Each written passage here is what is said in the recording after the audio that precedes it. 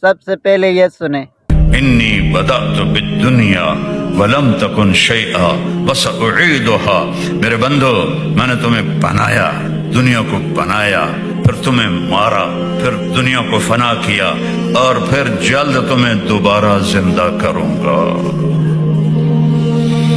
او میرے بھائی بہنوں، یہ وہ دن ہے وَتَرَى النَّاسَ سُكَارَى وَمَا هُمْ بِسُكَارَى وَلَكِنَّ عَذَابَ اللَّهِ شَدِيدٌ وَخَشَعَتِ الْأَصْوَاتُ لِلرَّحْمَنِ فَلَا تَسْمَعُ إِلَّا هَمْسًا وَعَنَتِ الْوُجُوهُ لِلْحَيِّ الْقَيُّومِ يَوْمَ يَقُومُ النَّاسُ لِرَبِّ الْعَالَمِينَ الحاقة ما الحاقة وما أدراك ما الحاقة القارعة ما القارعة وما أدراك ما القارعة وما أدراك ما يوم الدين ثم ما أدراك ما يوم الدين۔ کیسے طاقتور لہجے میں اللہ نے اس کی بربادی بتائی ہے۔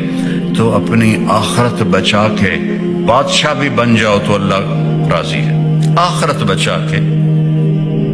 بچا کے اللہ کے حبیب کو راضی کر کے بادشاہ بھی بن جاؤ تو اللہ راضی ہے۔